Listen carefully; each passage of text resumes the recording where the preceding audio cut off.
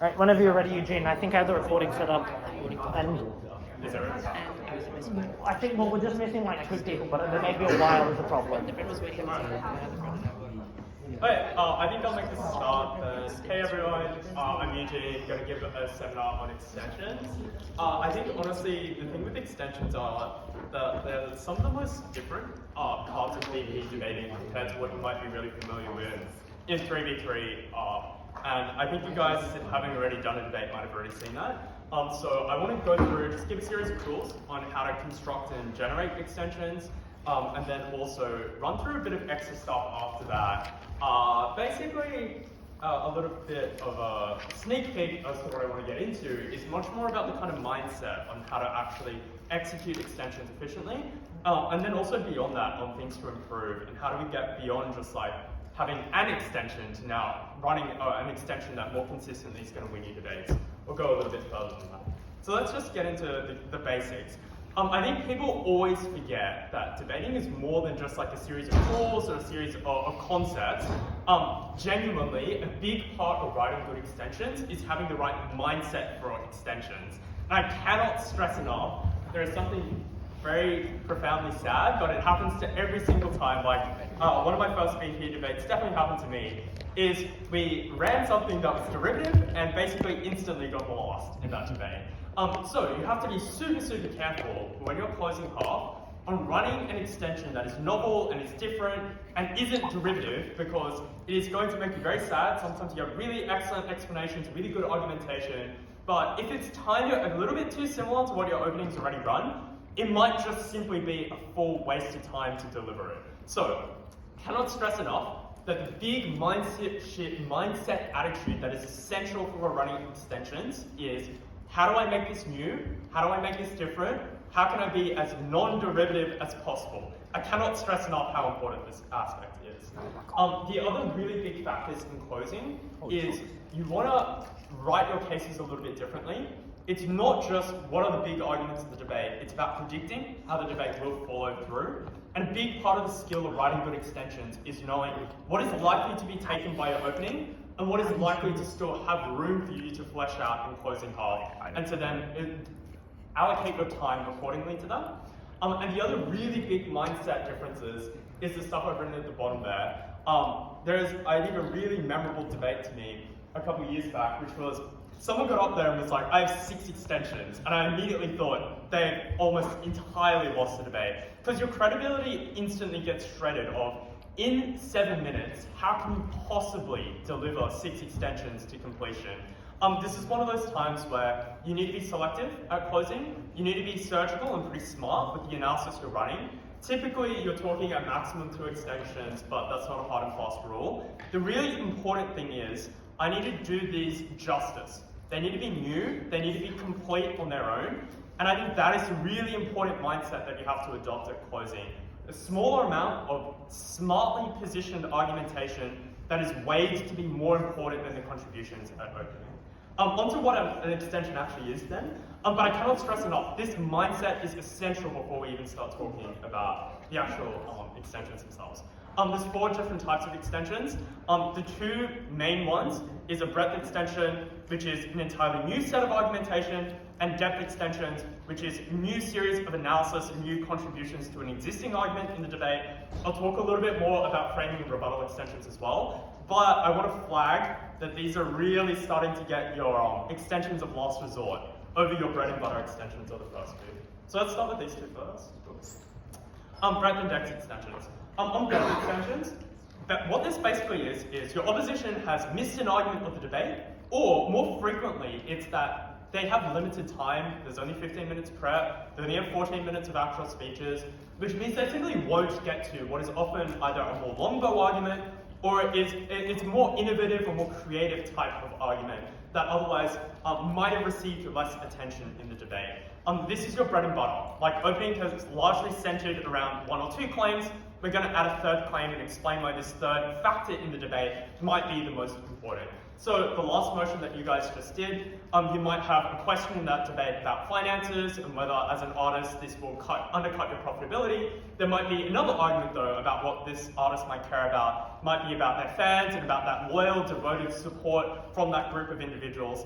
And that sense of excitement or that sense of hype or that sense of devotion might be an entire separate argument that you could run at closing, or it might be taken alternatively by your opening. Either way, there's entirely separate arguments of the debate, and that is your standard bread and butter breadth extension of we're going to open up this new avenue, this new win condition.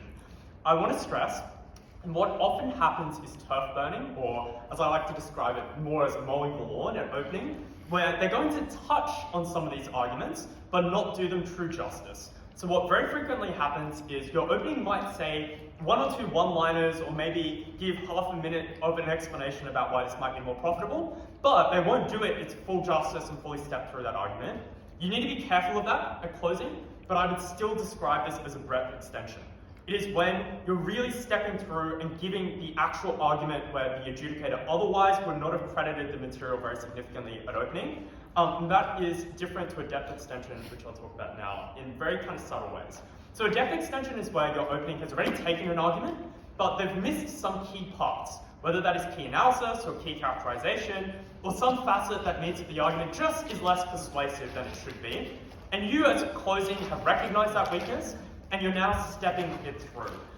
They differ to breadth extensions because you must be very, very careful on not being derivative with depth extensions.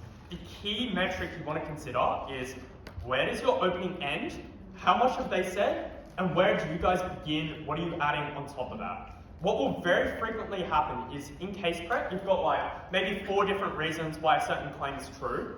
And in their turf burning, opening might have mentioned one of those reasons kind of quickly. And now you've got to explain. Firstly, opening has given this first reason, this is the limitations of their proof. And then here are our 3 additional reasons, and here are why those extra reasons are critical to actually making the argument stand in the debate or be persuasive or important. And then finally, is you need to weigh that over the contribution that your opening has made to this argument.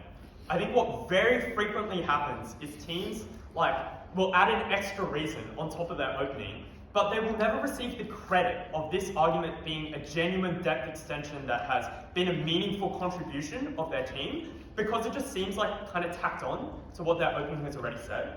And so I cannot stress enough with depth extensions, where does your opening stop? Where do you guys begin? And then why are the extra contributions that you guys have added to your opening's argumentation essential to making that argument meaningful or critical in the debate? So oftentimes this is really messy. You'll have like 2 extra pieces of characterization, like 1 random miscellaneous fact that you might add to the debate, a couple observations and a little bit of extra mechanization. It's going to be messy explaining how those different contributions now actually make this a meaningful contribution within the debate over your opening. And it's going to be a little bit of a grey line, a little bit of fudging, as it were, to explain to the adjudicator why this is your contribution and not your openings. So, depth extensions, very common, you're going to run them very frequently, but I urge you to be very careful in explaining why you're not derivative with them. Alright, let's go into a little bit more desperation mode, framing and rebuttal extensions. A framing extension is basically, you're not adding new analysis per se in the debate, but is often refocusing where the debate occurs, which oftentimes can be really profound in changing what becomes important in the debate or not. For instance, really common ones here is saying, this debate overwhelmingly occurs in the developing world, or it occurs in a set of countries or a set of time periods that side opposition doesn't really capture under their side. So for instance, a classic is a regret debate, where teams are largely focusing around the status quo in time right now, but a closing team gets up there and says, actually, the most significant impacts occurred 10 years ago in this other time period that is more significant. So they often don't change the argumentation, they rely on your opening same arguments, but they change often the weighing of what is important in the debate or change the conception of how the debate occurs. I want to flag that some framing very clearly a series of novel contributions that independently win the debate of your closing, particularly often reframing on characterization. Oftentimes your opening team might go on a very specific group that perhaps isn't the most persuasive, And you can get up there and explain why, even if that group is the majority of instances why a minority and more vulnerable stakeholder that you guys capture onto your side might be more important than theirs, that can sometimes independently of the process of opening be meaningful argumentation. But I want to urge a large amount of caution that oftentimes framing extensions, like with rebuttal extensions, occur in combination when you make a breadth or depth extension, because it often on its own relies on your openings analysis, and as such you fall victim often to at best coming second, because without a lot of the explanations of your opening team, your argumentation would literally be meaningless in the debate. So adjudicators sometimes unjustly punish teams for being very reliant on their openings analysis with framing or rebuttal extensions. And so I really urge you that oftentimes this is your second extension of you've added a new argument in the debate, and now you're adding an additional piece of framing, which is a new extension on its own, or at least you can frame it as a new extension on its own, but it's more of a useful tool than something you should rely on. Similarly deal with rebuttal extensions, except even more so, I urge you guys to not use rebuttal as an extension, but rather as just an additional contribution that you can now use to weigh your extensions. What do I mean by that? Oftentimes, you'll get up there and say, I'm going to make 2 extensions in this speech. First extension is on, for instance, why we get greater profitability, which is more important than opposition's claims. Your second extension might be recharacterizing a certain argument, but I wouldn't get up there and say, second extension on rebuttal to this claim. And the reason for that is because rebuttal often just does a small amount of damage to specific arguments that the opposition has, which is really useful in weighing. So you might have your claim, the opposition has their claim, and the thing that might tip the balance between which of these claims is more important is you giving some direct rebuttal hurting their claim. But I think it becomes more and more complex now to explain why a full extension can be rebuttal. So I wanted to flag, this is an option you have. It's an option I would use really as kind of a last resort if I'm very desperate, or if there genuinely is a super powerful series of responses that I think does actually constitute a full extension in of itself. But I think this is really rare, and again, it falls prey to a lot of the same problems of how reliant on positive material from your opening are you to still win the debate of this rebuttal extension, which means it just is often very limited in how big of a contribution it will be. So I encourage, don't use rebuttal as a full extension, use it as a weighing tool, but this is an option I do want to flag that these all exist in the debates. Any questions so far on just basics? Cool, let's get into some more fun stuff. Whoops, that shouldn't exist. Okay, executing extensions. There are 3 really big things that I want you guys to put yourself in the mind of the adjudicator for. BP adjudicating is really hard, it's really messy, and all of a sudden they've received a whole bunch of contributions from closing that they're trying to assess how significant is this. Should I give them the first or should I give them the fourth in this debate, right? And a lot of that analysis centers around these 3 questions. First and most important question is this actually closing's contribution? Is it unique? And if it is derivative, this all of a sudden goes from something that could be really important to your team to being absolutely useless to you guys. So I cannot stress enough, this is your top priority, is to convince the adjudicator that what you're saying is new and actually a meaningful contribution explicitly to your team and no one else in the debate.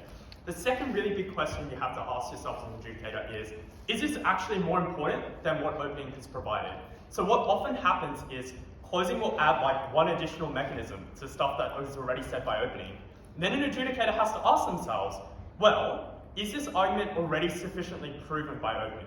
Or is this like one additional reason on 5 already existing reasons that makes this contribution pretty meaningless in the scheme of the debate? Has it changed the persuasiveness of arguments? I also want to flag here that adjudicators often get this wrong. The way it should be adjudicated is an adjudicator should step out of the debate and just purely adjudicate of the persuasiveness of each individual reason.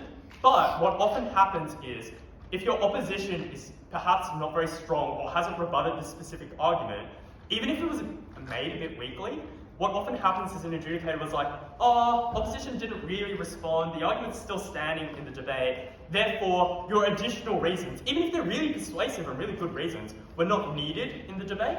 And that falls prey to the strength of your opposition team to never change your position in the debate but it is a mistake that even subconsciously is quite often made. So, as closing, you want to think to yourself, actually has this argument been proven to sufficiency? And specifically tailor your contribution to explaining why it's filling a gap, or why it's filling some intuitive kind of weakness of this argument that was unexplained by your opening team. And even if your opposition hasn't rebutted that argument, you can explain why it is less persuasive or more hollow without your contribution as well from closing. I really encourage that. And the other really big questions here is this even the most powerful analysis of this argument? And you want to explain why your mechanism or your piece of characterization is the important and powerful one over your opening. Don't knife them, don't directly rebut your opening, but weigh them. Explain why your reason encompasses more people, or is it to a set of actors that might be more vulnerable than theirs, or just is more likely to be persuasive to the average intelligent voter. But last, consider what sections here are actually important to persuasiveness. Because I think what often happens as well is that teams will like center their new novel reasoning on a part of the argument that was like never really going to be contested that hard. It's just kind of one of those things that is like pretty true, and most adjudicators, even with a very small amount of reasons, is likely to accept. And so you want to be really smart at closing. Identify what is the actual contentious part of the argument, and if you're providing good analysis to what really is the closest, more difficult to buy part of this argument for the adjudicator's perspective, that can go a much, much further distance. So, at the end of this, I just wanted to explain what often happens is a closing team might only add 1 or 2 reasons, but if those 1 or 2 reasons are pointed towards the most contentious part of the argument, if they genuinely were the most powerful reasons, the most powerful mechanisms, on an argument that hasn't really been proven that well by your opening, that can win you the debate and make you come first instantly. Whereas what oftentimes otherwise happens is teams on closing kind of like scattergun, like 15 different contributions of different mechanisms that maybe add vaguely in strange ways to side opening, and it never really gets you much distance. You might still get a third off it, but I really want to flag the mindset, as I explained from the start, is to be surgical. It's to opt for a smaller number of specific and clinically explained contributions than the type of more broad approach that opening might have in these debates. All right. Let's talk about generating extensions, because this is a really hard part of closing. Basically, what your mindset should be is as follows. You want to work out what are the big arguments of the debate. These are your core arguments, and these should come pretty quickly, right? These should be the very obvious, the very clear things that might happen in the debate. There's going to be a principle, then there's going to be a question of does this reduce crime, right? Next, you want to consider periphery arguments. So, that often looks like you're more creative. There might be this other consideration of the debate, which, you know, if I was opening, I probably wouldn't spend the time stepping out because it requires a lot of explanation, but it might genuinely be meaningful in the debate. A really common example of this is in justice debates on law and order. Oftentimes teams argue, is this going to lead to less rehabilitation, or is this going to deter more crime? And a closing team might get up there and explain, well, this makes the criminal justice process faster or more simple, which therefore makes the process, speeds it up, and then gives a lengthy series of weighing about why a slow and bureaucratic justice process is the biggest harm in the debate. So you want to consider whether these periphery arguments that aren't often your first series of thoughts might still be debate winning given a proper explanation of them. And after those considerations, then I would turn to the mechanization. I would turn to what are the core reasons why certain arguments are true, and oftentimes openings miss this. Like genuinely, it's really hard to do a prep in 15 minutes, and so they often will just miss key essential analysis to their case. And if you get up there in closing and are just like, we're just going to fix this gap that opening didn't explain why a company is likely to engage in this behavior, instantly that might catapult you straight above your opening teams. So step through the core mechanization, even if you think that your opening team will deliver it in the debate. And now we get to some of the more fun parts. I think, honestly, some of the most brilliant closing teams are the ones that come up with novel mechanization, which is really interesting. It's like a different angle on the debate, it's really sharp, very technical, often quite complex piece of analysis. And this is what I would describe as pure and intellectual, but it is often quite rare. But it's something you really should be thinking about in your prep time. Is there a different piece? I can see opening's going to take this very obvious piece of analysis, but can I add something really interesting and something quite unique on top of that to really bolster its kind of potential in the debate? But where that fails you, and you should simultaneously be considering these other factors, you want to think about, are there other ways that we can add meaningful contributions in the debate? Do I have useful weighing tools that might explain why my certain extension might be more important than what opening has said? Is there a different stakeholder or something that might flip the debate on its head? Do I need to launch a definitional challenge, do some counter-fiat stuff? Whatever it is that strikes your fancy, I will not recommend too much to be too slimy, but it is something you should be considering when generating extensions. How can the debate shift from what might be the ordinary conception at opening? How can I turn the debate on its head? How can I add something novel and different? You have to think outside of the box. And honestly, this is, I think, one of the most fun parts of BP, is it forces you to be more creative. It forces you to conceptualize the debate in a pretty different way and be less static. So it is fun as much as I think it is less intellectually honest, but it is really, really important to generate ideas and extensions. I want to give some reminders on generation. Just look at the times. Like, 15-minute prep is brutal. It literally means you have a 3-minute silent brainstorm.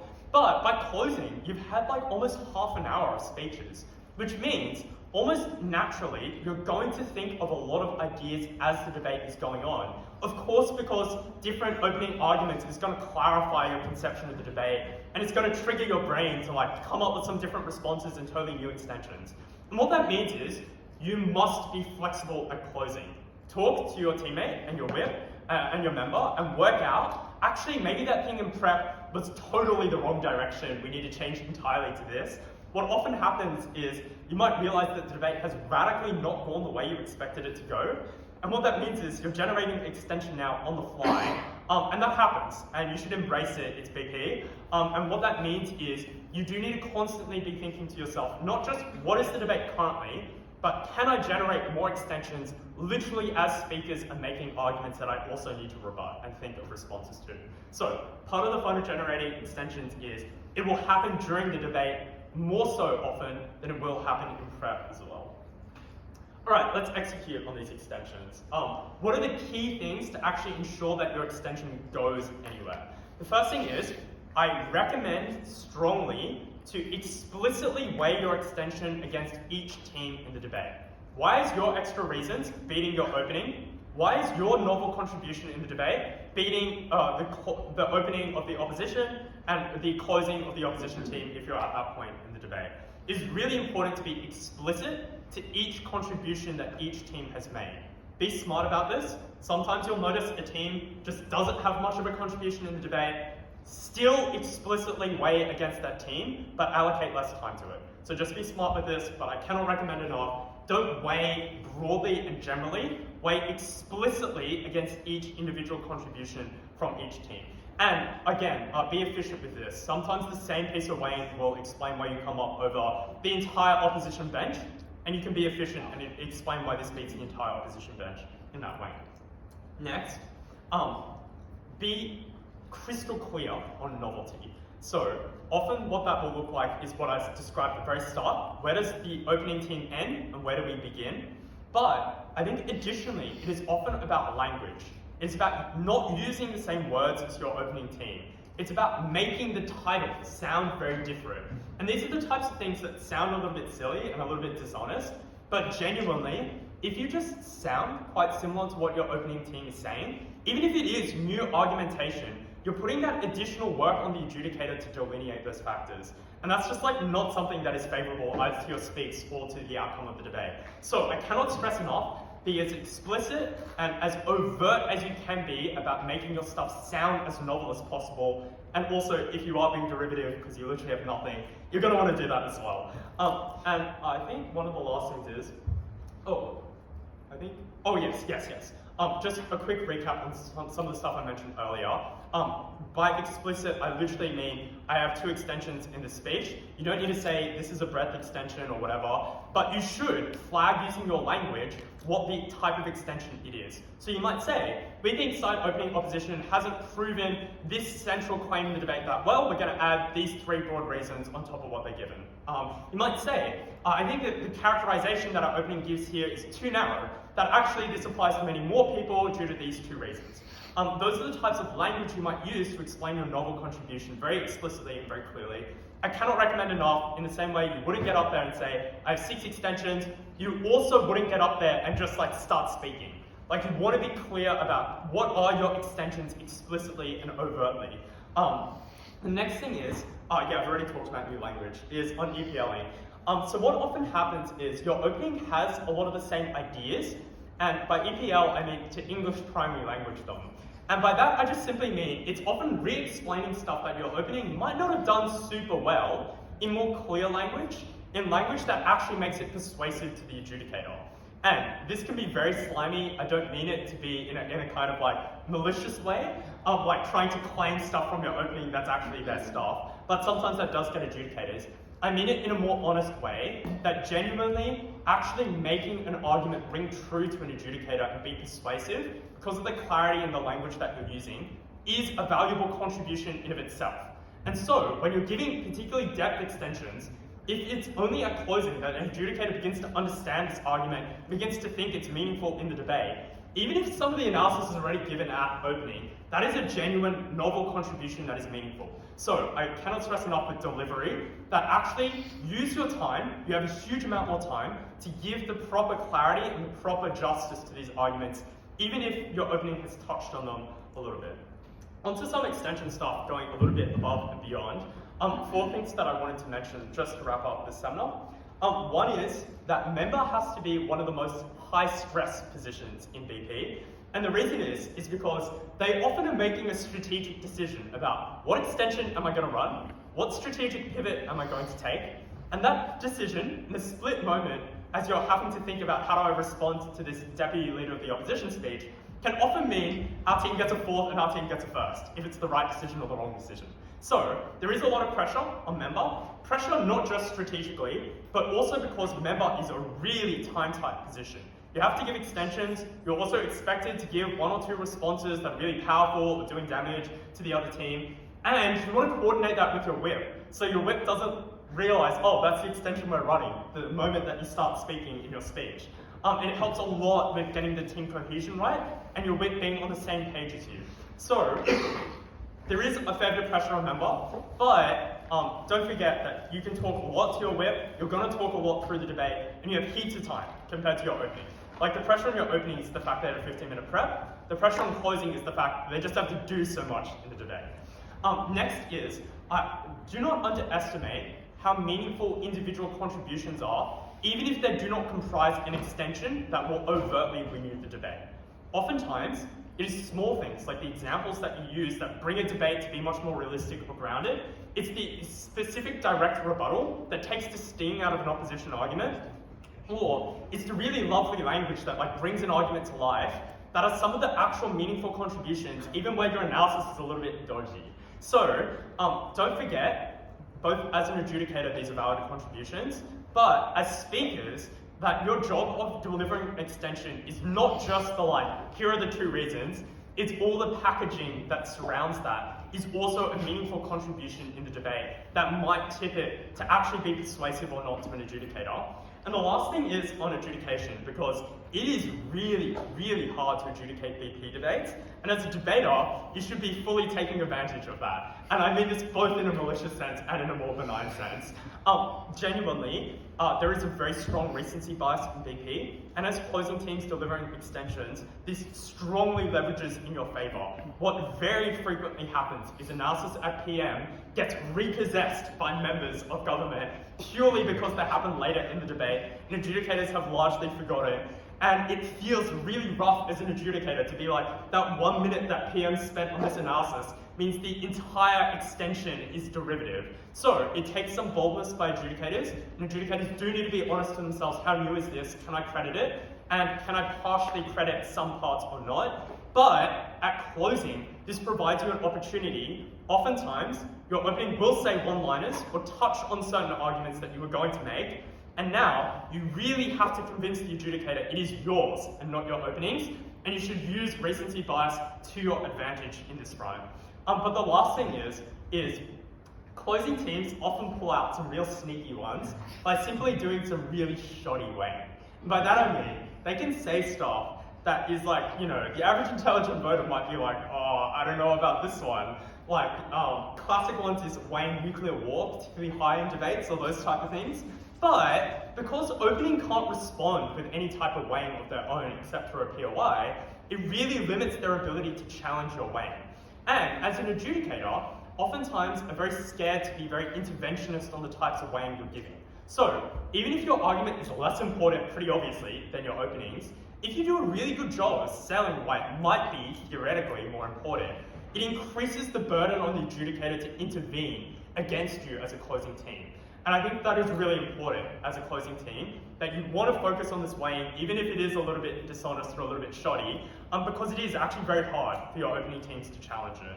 But the last thing is as with 3v3 and third speakers and replies, WHIP often introduces new material, but needs to be smart about it. So, frame it as rebuttal, frame it as using the same keywords that your member might have dropped in there, not intentionally for this argument, but you can try and play it off as something that your member has said. You need to be careful as WHIP, because if it is deemed as new material, it's not going to get you anywhere. But you do want to also use the fact that it is so hard to rely purely on the contributions of member, and as WHIP, you do want to sneak some things that might be in the grey zone in there as new contributions as well. So be smart about it as WHIP. You have to use the language like this has come out at member already, this is rebuttal, but you should actively, I think, be trying to incorporate more material, rebuilding the analysis that comes out at member, and adding bits and pieces that don't seem like they're too new as well. At the end of the day, don't be malicious and bad debaters. I won't encourage too much of that, but it is an important part of BP to be aware that adjudicators are very fallible, and they do have a series of biases, and either from opening or closing, you need to be aware of that to defend your own interests. So keep that in mind as you're making extensions as well. There is some fudging that does often happen. At the end of the debates, you will often walk away being like, that weighing was so bad, but the adjudicator just ate it up and I couldn't respond to it. It does happen. So it's okay, it's part of the format, part of the fun of it, I guess. It's just quite random. Yeah, I think that's mostly all I had to talk about extensions. Is there any questions?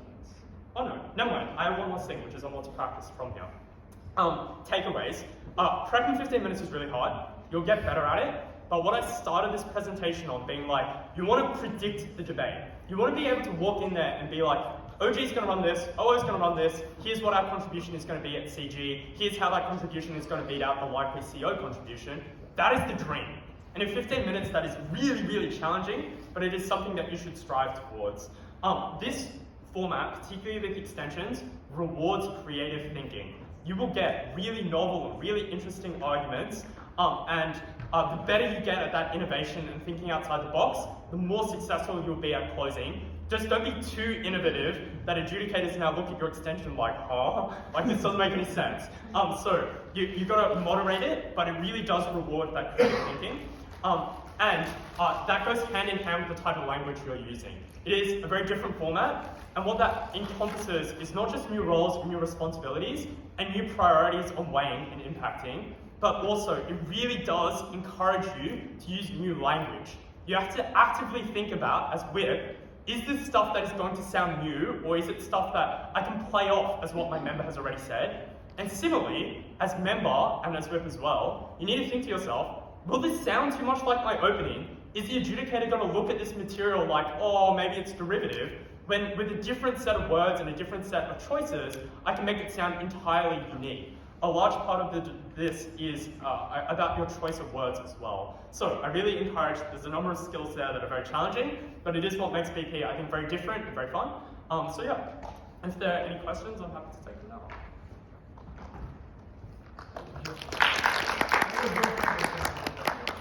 Favorite extension?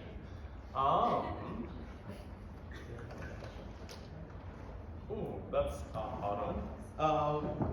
I guess I can give it a favorite extension that went absolutely nowhere.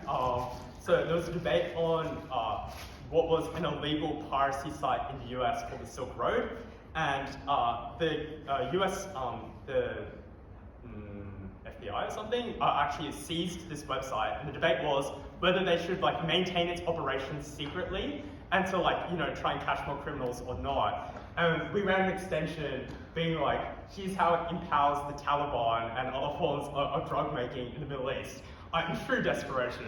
So that was a fun extension to make, albeit not successful. But sometimes you do need to go out on a limb to go for it in closing. Yeah. What are your thoughts on stock extensions, like helping out? Like, should you run that normally, or like should you just pivot to? Be smart. There's some people I see almost like with a template in their mind on how to execute extensions, and it means they run these type of extensions even where they make no sense. Sometimes, genuinely, your opening teams will have missed kind of part of the debate, and a lot of those stock extensions are stock because they're really effective. But I want to urge people to justify, particularly if you're running a stock extension, why is it effective specifically in this debate? So, oftentimes what happens is all of a sudden an opening will like peel away you guys, being like, hang on a second, but like religion is more likely to be a major factor in the developed world rather than the developing world for XYZ reason. And even though that might be counterintuitive, like you might think that the majority of religious growth occurs in the developing world, you do actually need to justify why your extension on the developing world is dominant over the narrative that side opening might describe. And I think that is what makes or breaks these type of stock extensions, whether they sound flippant and kind of like straight out of the can, versus whether they seem like they're actually immediately winning the debate because opening has missed the debate, is purely off these type of justifications, which sometimes can be pretty efficient and pretty quick as well. Yeah. Any other questions? Right. Wishing you all the luck on the next debate and see what type of extensions people can come up with.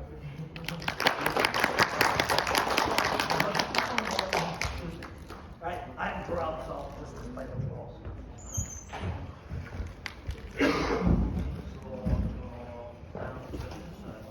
Any questions? Oh yeah.